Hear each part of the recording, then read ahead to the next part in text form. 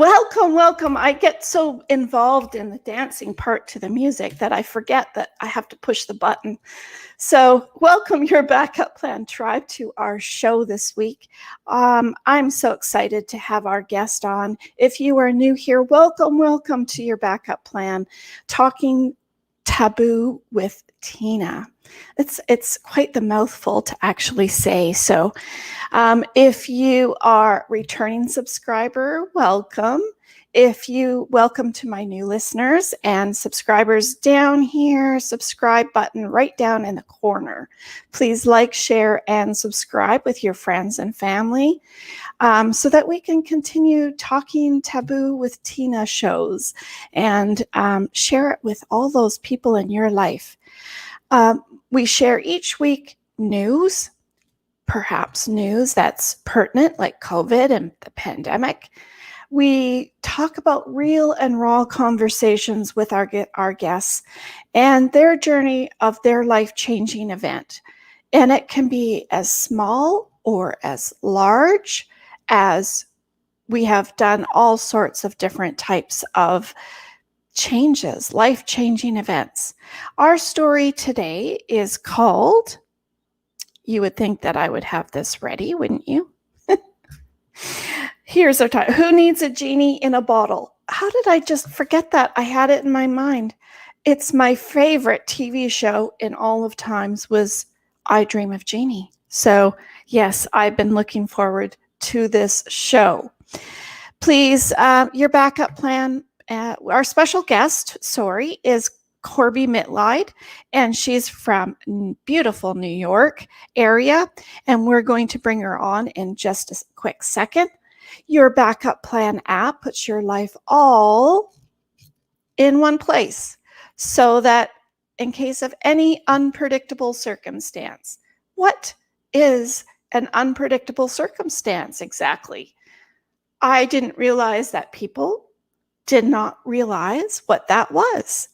And I always say it could be losing your wallet. What's in your wallet? Who has the other key for your home in case you don't come home one day? Who has the authority to go and look after you in a surgery, perhaps? Or what do you grab in a 5-minute evacuation notice from a flood or an earthquake or a hurricane or a wildfire for that matter? And you can't tell me they don't happen around the world because they are every week on the news. So it takes that painful aftermath when you organize everything in our program all in one place. You don't have to worry about any of those situations. One thing that we can all count on is that we're all going to have some sort of storm through our life. Sometimes many things hit us, sometimes just one. But we do know that something will. So we need to be better prepared. Were we prepared for the pandemic? Absolutely not. I think the only time I've ever seen anything ever better prepared is when you're in Florida and it's hurricane season. They definitely have an emergency preparedness plan, well deserved. And of course, in our show today, I'd like to welcome all of our US followers. Thank you. We love you, and our Canadian followers as well for our show. And the next one is Germany. And I'd like to welcome all of our German listeners. Meine deutsche Freunde sind unserem Podcast willkommen. Wenn Sie Kommentare haben, können Sie gern Fragen stellen. Also danke für deine Freundschaft. Thank you so very much for coming out to listen to our shows each and every week. So let's get this party started with our special guest, Corbie Mitleid from beautiful New York. And I will introduce her. Hello, Corbie. Hi, I'm impressed with your German. Ich habe nur ein bisschen Deutsch. Das auch. Oh, I lost you. Uh-oh. She froze on me. Let's try that again. She's gone. She'll have to come back in. Here she comes. There she is. Like my German really bad. All right, how do we get rid of the not me in the middle here? What do I have to do? Let's Help! Help! See. I can remove that one. There we go. Boom. We're back. That's hilarious. Boy, if that isn't a backup plan, I don't know what is. You know, if you could ever have the planet Mercury on for your backup plan when it's retrograde and let it talk about what it does, oh my God. Everyone would be listening. I wanted to introduce all of our listeners to wonderful Corbie. She is from beautiful New York. I just have to go there one of these moments when we can fly again. Certified tarot master, certified psychic medium, past life specialist, channel, and an author of many, many books, which I will let her talk about. Yeah, how many? 4? You have 4 books now? I've written 3. I wrote for a graphic novel series for 10 years called Elf Quest. I'm in a book series by Robert Schwartz. So yeah, I'm out there in print. That's what I'll say. Awesome. And we're going to talk about the Genie book today. Because I really loved Who Needs a Genie in a Bottle. My favorite show was always I Dream of Genie and Bewitched growing up. And it really took us into a mystical life of fairy tales and hope, and all sorts of different feelings came out of all of those types of shows. Yes. So let's start with you. How did things evolve for you, Corbie? Oh, well, this is what I call the 1-minute elevator speech. When I was 9, I read a book called The Witch Family by Eleanor Estes, and I knew there was magic in the world. I wanted to go find it. Fast forward to 1973 when I was a senior in high school, and yes, darlings, that does tell you how old I am. That was the year Live and Let Die came out, and they had the James Bond 007 tarot deck, and I bought it. We were all hippies then. You had your elephant bells and your fringe jacket and your duck. Now, 5 years later, everyone else had moved on to roller skates and disco balls. I was still reading the cards. I loved them. So for 20 years, I read for friends, making sure I could keep my ego out of the way. All of a sudden in 1994, I could do hands-on healing and talk to dead people with no training. That was when the universe handed me my draft notice and said, hello, greetings, you're working for me. Did it part-time. Meanwhile, a very checkered career path: actress, author, inspirational speaker, video producer, legal assistant, executive recruiter. Always this on the side. But the big thing for me that happened was 9/11. I live up near the Capitol. I wasn't down in New York City, but we watched the towers burn online. Wow. And I turned to my husband and I said, I need to do this other work full time. People need to know there are other answers out there. And he said, I believe in you, go do it. So for a year, I still worked 70 hours a week as an executive recruiter and did this work evenings and weekends till I was sure I could make a living at it. Then I basically turned my back on the corporate life and have never looked back. And I now work 6 days a week, 14 hours a day, read about 1,000 to 1,200 people a year, and I freaking love it. Awesome. I get to get up every morning, not have to. Because you're really feeling like you're helping others. You just felt that need. And I'm using every talent that I have and loving it. I'm not just sitting and typing and taking care of somebody else. It's as much creativity as I can make. And what is your focus when you're feeling this energy? What is your main focus? Do you my main feel focus is right on my clients. I used to do 4-day shows in Kitchener, Ontario, as a matter of fact. And these were long days. They were, you come in at noon on Friday, you set up 3 to 9, 10 to 9, 10 to 9, and 10 to 6. I would read between 60 and 70 people in a weekend and do 2 lectures nonstop. But it was a reader's high. I would focus right on the person in front of me with all of my compassion to help them figure out where they needed to go from here. They get up, somebody else sits down, core dump of the old information back for them. You roll me in a body bag back to the B&B every night, but it was exhilarating. And it asked me to use every single skill I had. Yeah, I don't know how you kept the strength to keep. You really had to make that dump of that information so that you could move on. It's like a muscle in the gym. You know, if you go to the gym 5 days a week, you're going to be able to pick up a 60-pound barbell like it's nothing. Someone who's never been there before is like, oh, it's all training. Yeah. Well, I think the release is probably the utmost important so that you can filter. Yes. It started with breaking your back. That is kind of the shift then? No. 9/11 and then? Yeah, 9/11. The shift was, I was on the road 45 weekends a year. 45, 50,000 miles a year on the car. My nickname was the Travel Channel. But in 2019, pinched nerve, herniated disc, and honey, that pain makes labor in triplets look like a tea party. And it hit when my husband and brother had just left for 3 days to do a guy trip. So I was in agony on my own for hours. Luckily, I got a friend who could get me to the hospital. But, it took me a couple of months to recover. And the doctor said, your traveling days are done. You cannot do 10 hours in the car. You cannot do the load in and load out. Sorry. So I had to think, all right, plan B, how am I going to change my entire career? Because I had worked as hard as I had, and I was fortunate enough to be in Robert Schwartz's book series, which is a worldwide bestseller. It took effort, but I was able to move all of my business online.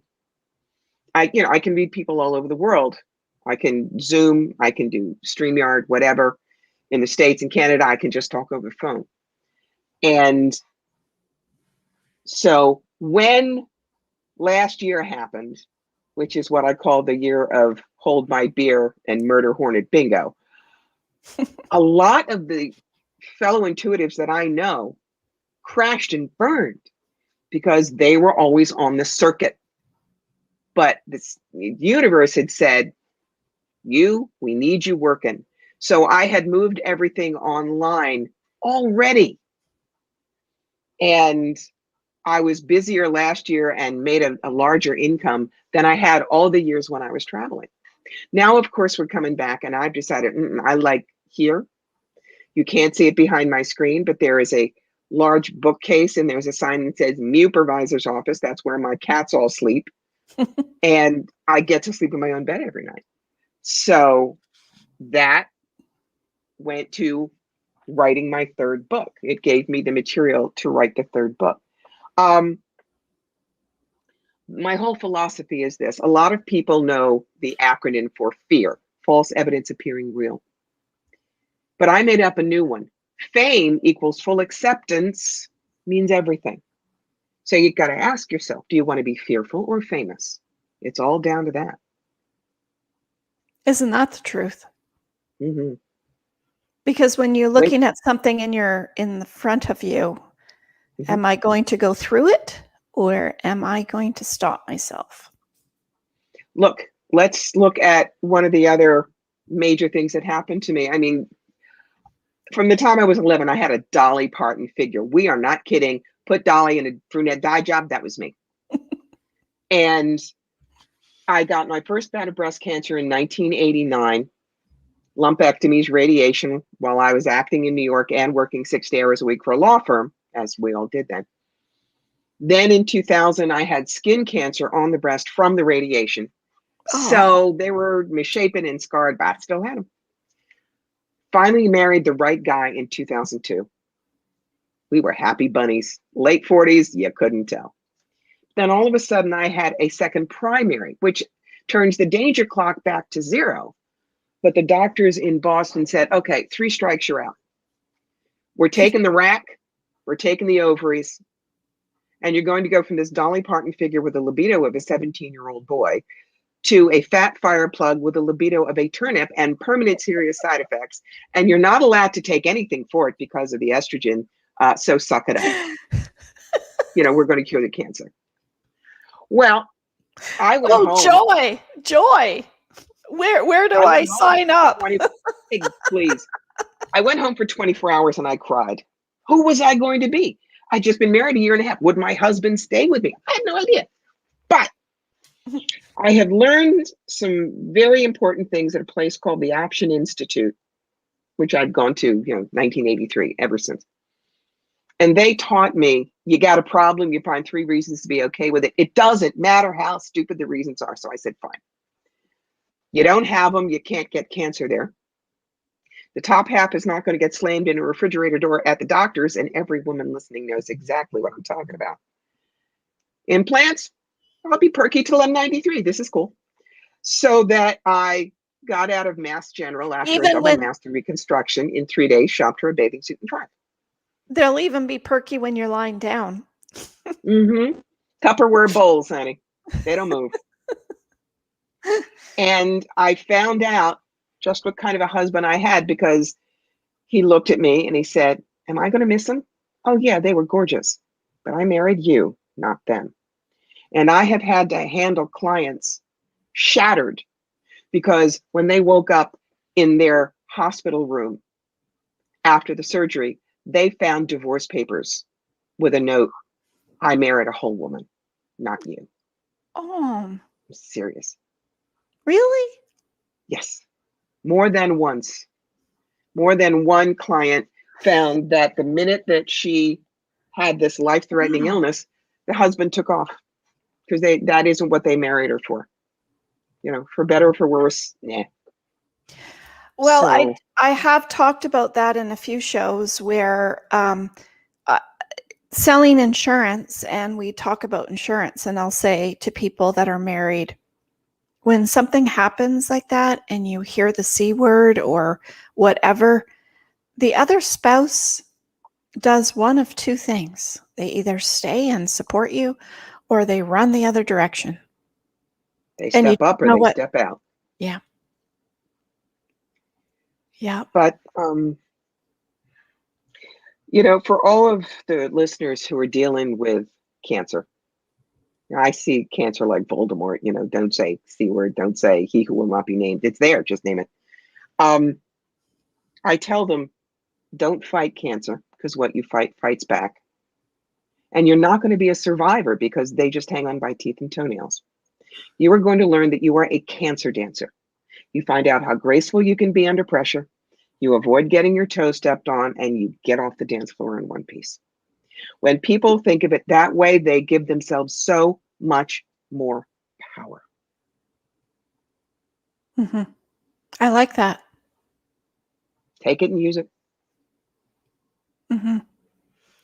I think a lot of people out there are struggling right now, especially during COVID. It's made it quite changed for people being able to get treatment when they should be getting treatments. And it's prolonged things way too long for them. And it's burned out a lot of physicians. I know that I'm trying to see a specialist here in the US. And believe me, we have an idiotic medical system. But you would think we could get to see people. The specialist I need to see, I cannot see until February. Oh, my goodness. And they said, there just aren't enough doctors, especially women's medicine. We can't keep them because a lot of doctors burned out last year. And so the pool is much thinner than it was. Yeah, that doesn't help everyone because it's not changing. Cancer is not really changing much for all of the statistic wise. Mm-hmm. So that's why that's unfortunate. Preventive stuff is important. That's your backup plan. You start young, keep it up. Yes. So what else other than, you've had a lot of hits to you, a lot of changes, and it brought you to this point. Did you want to show everyone your book? Well, actually, yeah, there are a couple. The one that talks about how I got through a lot of what I've had to go through is actually this one. That's the first one. Clean out your life closet.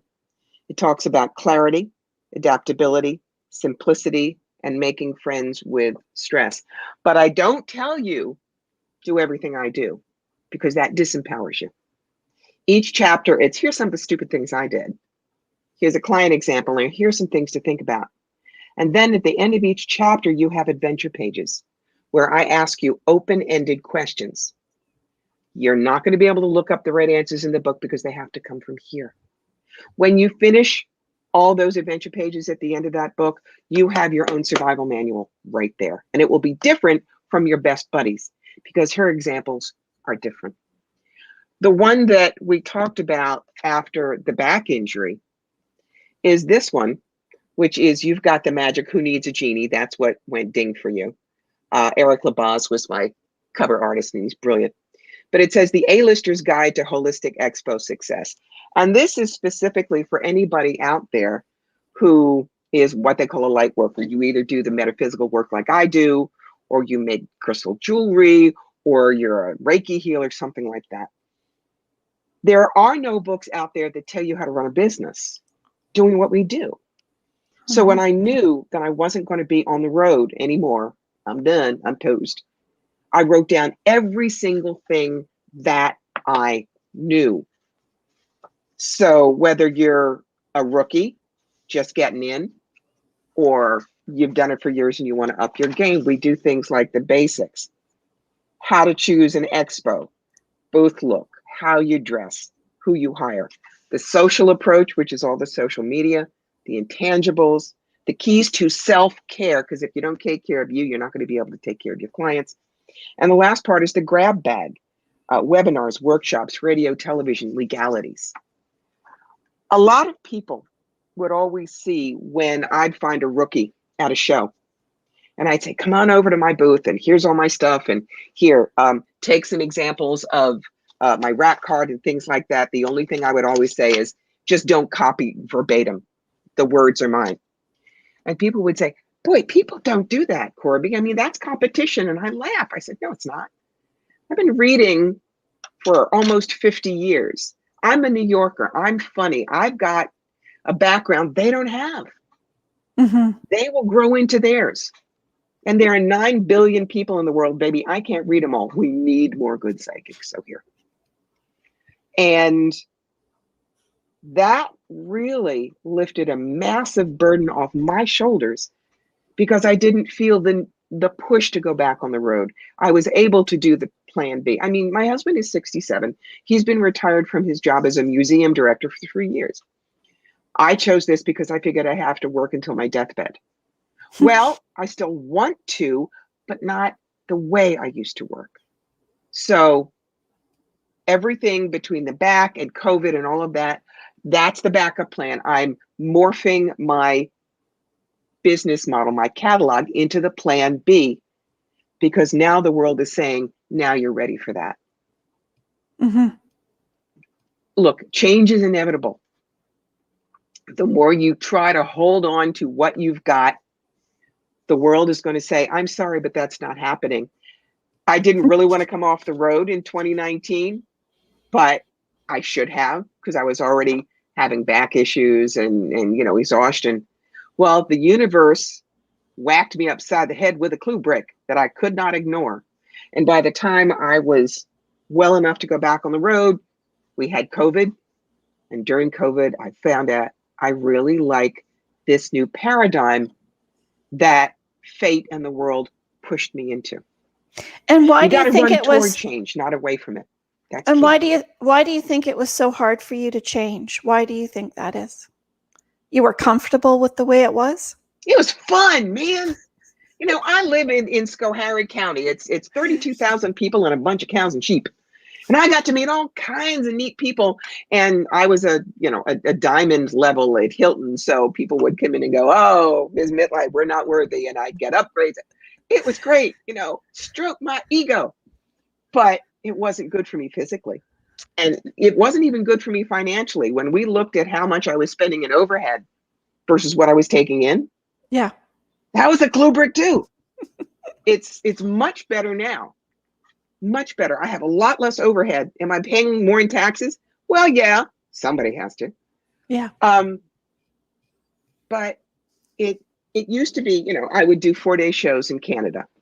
So I'd leave 7:00 Thursday morning, drive 8 hours to Kitchener.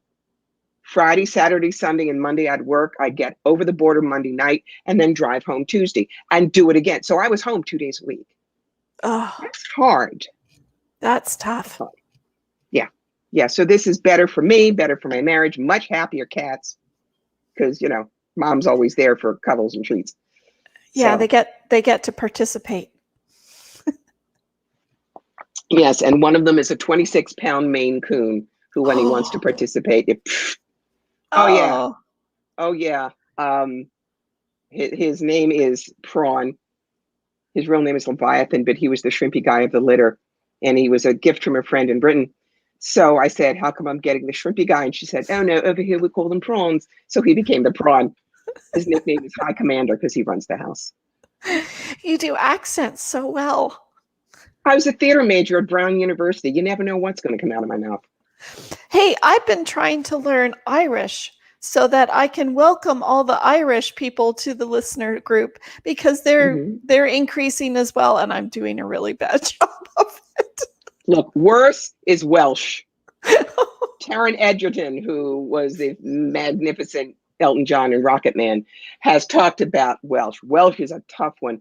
Irish is a little easier, but friends of mine have moved to Cork for a couple of years. She works for Facebook, and her kids are going to school and learning Gaelic. And it's like they come home and they can talk about anything in front of mom, and they're safe. She's not going to get it. That's awesome. Yeah, I tried yesterday's show. Yeah, it was in yesterday's show, and I thought it sounded really good in my head, but when it came out, it wasn't anything like that. Oh well, it's all fun, right? It's all fun. Yes. So in the first book, I think you've shown the first and the second. What about the third? First and the third. That was first and third. Second was this one. Oh, yes. The Psychic Yellow Brick Road, How to Find the Real Wizards and Avoid the Flying Monkeys. Tagline is Good Psychic Guidance is Art. Don't settle for a forgery. And I did this because of something that I saw in Toronto about 15 years ago. Now, Toronto would have a massive psychic fair, like 250 booths. And they couldn't be as picky about who was in that show as they will for a smaller boutique show. So, there are real gypsies in Roma, but gypsies are easy to fake. You put on the scarf and the jingling jewelry and the long skirt, and you do the bad accent, and you can't be a gypsy. So there is a woman who is walking between the booths, and the fake gypsy comes out of her booth and grabs her arm. Now that's hooking, and that's as bad as the other kind of hooking. But we heard the gypsy say, "Oh, you no need to pay $30, $40, $50. I need your palm for 10. Come." Drags the woman into the booth. Oh, dear. And 20 minutes later, we see that woman leaving hysterically crying. So we rush over, and she said that the gypsy had told her, "Oh, you have a family curse. How many in your family? 4. You have dog? $50 every family member. 25 per dog. He's small. We fix." And told the woman that she would have to burn 400 specially blessed candles at the Roman Catholic Church. I bless real good, only $1 candle, or her entire family was going to die in a car accident in 2 weeks. And she bought it. And, after they peeled me off the ceiling, because I just exploded, I said, I have to write something that will keep people safe. And so this book tells you, some people just want to use intuitive counselors like me. They don't want to learn to do it. They don't want a psychic development course. So this tells you what we can do, what we can't do, when to run because you're going to get taken, questions to ask us, questions that won't work for you, how we do channeling, how we do spirit guides. And interestingly, a lot of the psychics who have read it have said, I wish this book was around when I was just starting because it would tell me what to expect when I started having clients. And there is some stuff in here that is hysterically funny. There's a chapter called When Not to Have a Reading. And because there are times when it is not right for you. And the classic is right here. This is a client that would sit with me, and the first thing, does Bruce love me? No. Has he ever thought about me? Not the way you want. If I do such and such, will he think about me? No. Well, is he going to call soon? No, he's not. If he's not going to call soon, he's going to call later. And they beat on you like this, hoping that you will go, yes, yes, he loves you and he wants 7 babies with you, but he just doesn't know it yet. Oh, good, I thought so. Oh, no, it doesn't work that way. It just doesn't. It just doesn't. And it also tells you how to behave. You know, like you don't come up in front of my booth, which people have, and said, tell me something you couldn't know about me. And if you're right, I'll have a reading. I just look at them and smile and say, I'm sorry. I don't roll over and fetch either. And I turn my back and they don't get to sit down in my booth. You know, we are not a car wash or a latte. We're humans. Don't lean over my table and say, you don't need to eat lunch now. My wife wants a reading. You can eat later. Excuse you? Oh, yeah. Oh, yeah. And things like, well, why don't you do a reading for half price? You're not doing anything anyway. Or can my friend and I come in for a reading and only pay for one? Or give me a reading for free and I'll tell everybody how good you are. And my favorite, what do you mean you won't read me for free? It's a God-given gift. You're not very spiritual. Oh, nice. Yeah. Change the profession. Would you say to a salon owner, cut my hair for a couple of bucks, you're not doing anything anyway? Or to a plumber, can you fix my plumbing in the bathroom and the kitchen and only charge for one service call? Or to the doctor, you know, no, but here in the States where you pay through the nose for anything health-wise. Yeah. What do you mean you won't see me for free? You're not compassionate. You just want me to die, don't you? And people look at me when I give those examples and they say, that's insane. I said, then why are you doing it to me? Yeah. Yeah, So exactly. that's the other plan B, kids. If you find somebody using you in your job, know how to say no. No is a fabulous idea. Mm-hmm. Nobody has a right to drag you around in the mud or make you a doormat. So in plan any B is job. also, right, what are you going to do if this one goes up in flames? Have that backup plan. Have that plan B. My work is an amalgamation of everything I ever did. I was an author before. I've written my books. I was an actress. Well, you've seen me on camera. I still use that. Inspirational speaker, legal assistant. If someone needs to take a look at a lawsuit, executive recruiter. I love helping people with their career questions. Mm-hmm. All of what I did before is food, grist for the mill. Right. So it's not that what I did before is wrong. This is just the rightest thing I do. It just brought all of those together for you, because when Mhm. people have questions, they're going to ask about love, relationship, or job. I mean, finances. Right? It's what I call the everyday tour bus. House, car, job, kids. Okay, God, you put me here. I need some clues. Yeah. That's what they Right. ask. Yeah. Do you think, did gypsies give that whole, I want to say career, did they give the title for psychicness a bad name, do you think? One of many. And remember, there are real gypsies in Roma. There really are. But because people think gypsies are cool, it's on my Facebook page. Yesterday, I posted a sign that they have in New York City chained to a pole. It's a Mrs. Lee or something. And she reads tarot cards, Terror. What are tarot cards? It's TAROT. And then she has a special price, and special is spelled wrong. You see these kind of things, honey, run in the other direction. And a friend of mine said, yes, here in San Francisco, we have someone who does plan readings. I've always wanted to have my plan read. And I was on the floor. Real us's, number one, you are going to be able to get testimonials from our clients. Are we kind? Do we have specialties? Do we try to upsell you all the time? Do we tell you that you're cursed? Or are we always saying the same thing?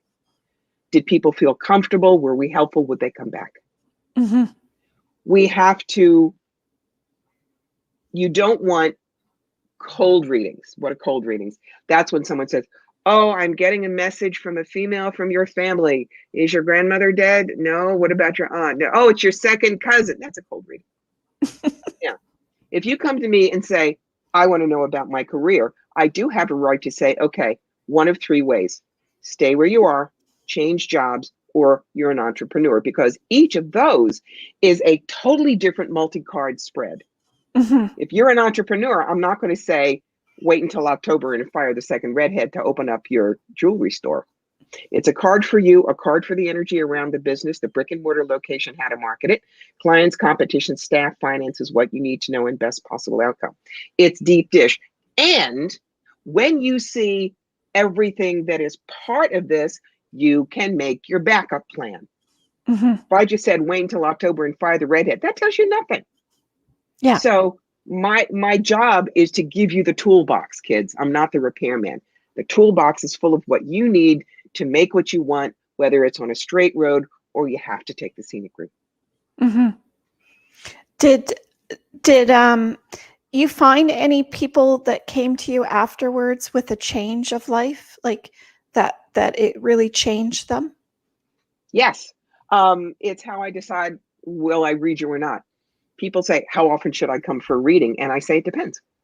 If you came to me for an entrepreneurial reading today, and in 5 weeks you came back and you said, wow, everything you told me was terrific and I did it, and these are all the new things that I have to consider, of course I would give you a reading happily. But if you come to me once a year with the same questions and clearly you're not doing anything with it, I'm like a good bartender and I cut you off. You're wasting your money and my time. Hmm. So, but no, I've had people, business clients that I've been reading for 10 years. And when there are mergers or acquisitions or shifts in clients or hiring new people, yep, we look at all of it. Did you have a lot of work with COVID, with changes of people not knowing how to shift their business, how to shift Oh, their? yeah. That's why I did better last year, even though I was off the road, than I had done on the road. For one thing, people were sitting at home and they could think and they could get worried and they would call the psychic. I'm much less busy now because everybody is going out and having dinner and going these places. And yeah, I'll get to the psychic later, and that's okay. Live and be well. I'm glad you're vaccinated and you're out there. Hmm. That's for sure, so that they can build that. Did you have any sort of shift where you felt that things changed so much in the psychic world that you just couldn't keep up to it? Mm-mm. Because I draw my boundaries very, very clearly. Hmm. Now, it may mean you can't get a reading with me for 6 weeks last year, but you could get on my schedule. I did not break my own self-care boundaries. Yeah. But the questions did change. It was how to morph what I do. My company is closed. Now what can I do? I don't know what to do with myself. And, we talk about their sentence of passion and we rethink what they know and try to amalgamate it into a new career, all of that stuff. It was not an ordinary year last year, but it taught other people all kinds of new ways to think, and it honed my skills in a lot of different directions. That's cool. I know your book, the Genie in the Bottle book. Mm-hmm. It was more for light workers in Mm-hmm. that field of business, Yep. but really, the Genie in the Bottle for everybody out there is Mm-hmm. really what you have inside. Yes. Yes. Very often we get told what we're supposed to do. My father wanted me to be a lawyer. You would have Not my been a thing. great lawyer. I would have been, but it's not of interest to me. And, everyone in my family were doctors. Dad was a cardiologist, brother's a pulmonologist, mom was a nurse. Me, I fainted blood. I was a theater major. I was a writer. I was the alien. and I stuck with it. And eventually my father understood who I was. He's the one in the family who did. But it is important that you get rid of the shoulds and the musts in your life. There is a terrific comedian. Her name is Loretta LaRoche. And she says, women are always shoulding on themselves. And if they're not shoulding, they're masturbating, and don't do either one. And it's true. We let other people tell us what we should be doing, and we feel guilty, and we must listen to that. No. I want to give you my 2 magic phrases, my darlings. When someone starts telling you what you should do or you have to do, and you don't agree, you just smile at them and say, thank you for sharing. You may think that if you wish, and you go do what the hell you need to do. You just do. Yeah. Because if you're busy following somebody else's plan A life for you, how are you going to know what your plan B is if plan A doesn't work? Because you've been looking at what they want for you. You haven't been doing the self-exploration, which is It's key. inside. Mm-hmm. Because we're all really, really good at something. And we really all have a passion at something. And sometimes we're living someone else's life. Mm-hmm. It's why I encourage people to find their sentence of passion. Your sentence of passion is not who you are or what you do or even how you do it. It is your vapor trail. When you go skidding into heaven on bald tires and fumes in the dank, and God hands you a beer and says, so, you get to say, I did this. Isn't it cool? Now, for me, my sentence of passion is cross the bridge from fear to fearlessness and fly. When I can take somebody from point A to point B when they thought they couldn't make it, whack them on their shoulders and say, here are your wings. You don't need a flight plan. Now get. I'm living my bliss. And I've done that in every career I've ever had. Once you know what that is, you will never question, what am I here for? And you will be able to change your life and make as many plan Bs as you need, because you're going to be like the ballerina who has a spot on the wall. And no matter how fast she turns, the head whips around and finds that spot again. That's why she doesn't fall. Your sentence of passion is like a spot on the wall for you. You'll always have that. You will not stumble. But how does someone jump from, I always look at it like the Fool card. How does someone jump from a corporate job or a job that they've been comfortable with that income, and fly into what you should be doing for that passion? And don't look back, but don't fear the money. It's always the money that people, right? Yep. It is difficult. But for those who don't know tarot, here is the Fool card. And here is the allegory. I'm trying to see, can I get it in focus? There we go. Notice he's holding a rose, and he has a hobo bag and a dog, and he's about to step off a cliff. The allegory is grab hold of what you're passionate about, carry very little old baggage, and only tell those who are loyal to you what you're doing, and you can cross mountains and fly. Now, if at all possible, yes, it is easier if, like me, you have financial backing. My husband didn't have to pay for everything I was doing, but I knew that he would pay the mortgage and the cars and keep food on the table while I revved up. A lot of people need to graft it on. Now, that's what I did. Remember that once I knew what I wanted to do, I was still working Monday through Friday for the corporate person. But evenings and weekends, everywhere I could find to go do readings, I did, until I was sure I could make a living at it. And any money I made in that first year did not go in my pocket. It bought me my rack cards and my clothing and my banner and everything I needed to do shows. So there will be some overlap as you go plan A to plan B, if you can do it. But the key is to know what you love and not switch over to here. Well, I'm really tired of being a secretary. My friend makes a lot of money doing Pampered Chef. I guess maybe I'll try that. I guess maybe I'll. Guaranteed you will fall down the stairs. You got to run toward it. I cannot wait until that will give you the rocket pack on your back to make those changes. That's true, because we're all scared that, that income stream is going to die off when you change. And Mhm. and that's where everyone seems to fail, is because they didn't make Yes. that adjustment to the other, and just took that jump and dove in and said, well, whatever is There it. was, it's true. There's a wonderful little mystical shop here. It was called the Broom Closet, and I loved it. It was beautiful. But she needed to make money the first month. She lasted 4 months, blew her wad of backup money, and closed. If you're starting a new business like that, a brick and mortar, you need a year's worth of stuff behind you, either in a loan, or you've saved it, or you've got backers. Okay, this is not the 1940s where Mickey Rooney and Judy Garland could put on a play in a barn and next week they're on Broadway. That was great for the 1940s, not happening in the 21st century, guys. It's not. That's true.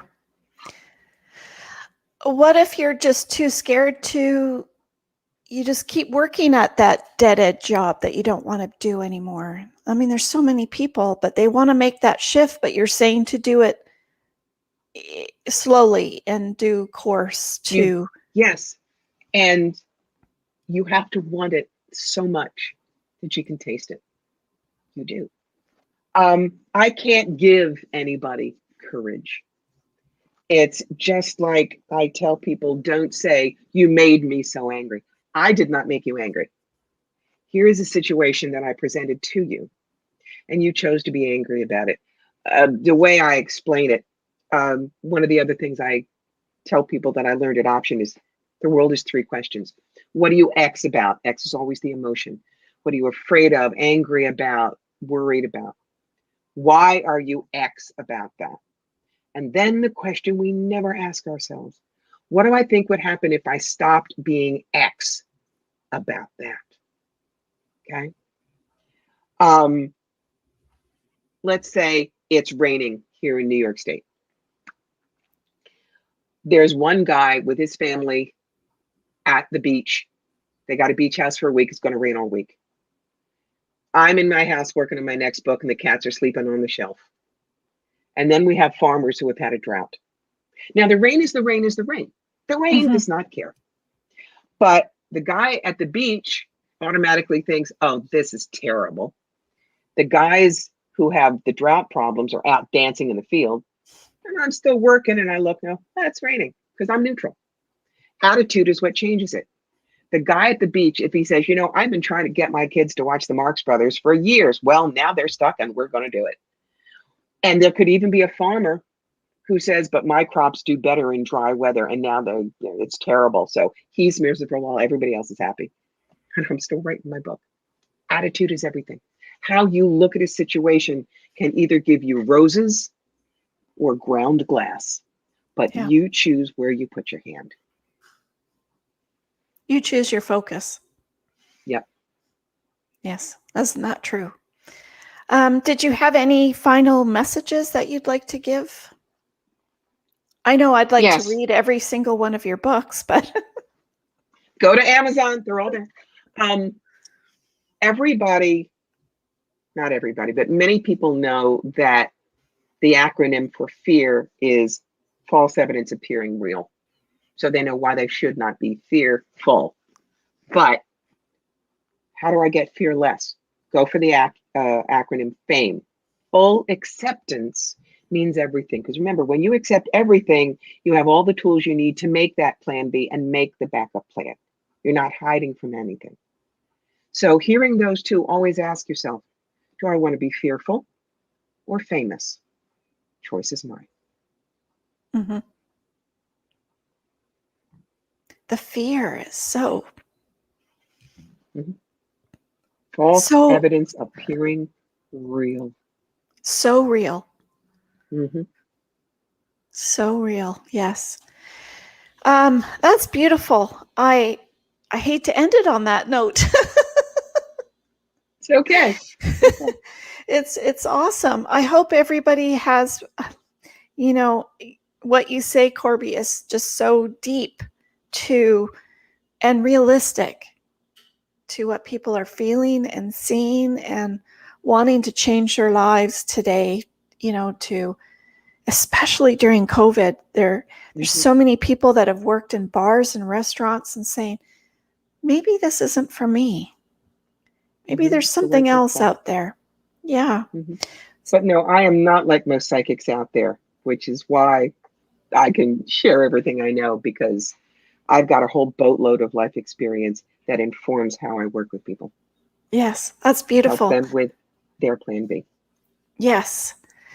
Oh, that's awesome. Well, thank you, Corbie. Thank you, listeners. I can't believe it's the end of the show already. I just get so involved with what Corbie was saying that time just flew right by. I can't believe it. We're going to have you come back on, Corbie, to Would love talk to. about some more stuff, because Sure. it's making those adjustments for people during this time.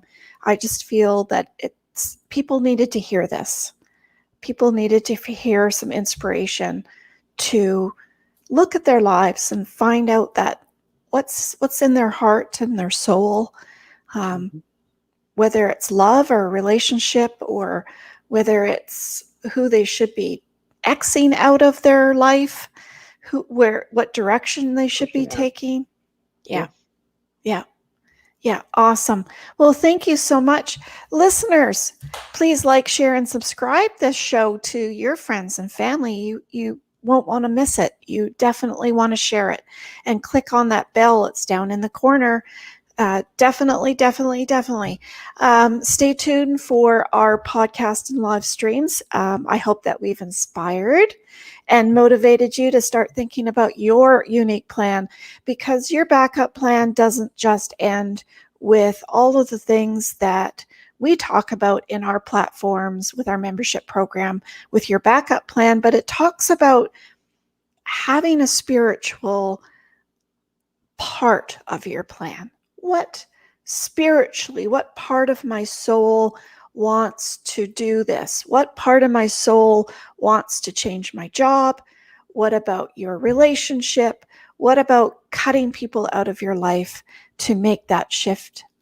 It's just beautiful. Corbie had so many tips and tricks for us. You may have to watch this show 2 or 3 times. So thanks everyone for watching. I really appreciate it. And I always end our show with Carol Burnett, and I know Corbie knows who that is. Oh, yeah. She's a beautiful comedian, a beautiful person. And I'm so glad we had this time together just to have a laugh or sing a song. Seems we just get started, and before you know it, comes the time we have to say so long. So long, everyone. Stay safe. Be kind. And I always also add, if you're thinking of someone in your life right now, in your mind, that you haven't talked to in a while, reach out, tell them you love them and how much you care, because you don't know what tomorrow will bring. So thank you, everyone. Lots of love. Till the next time. Bye.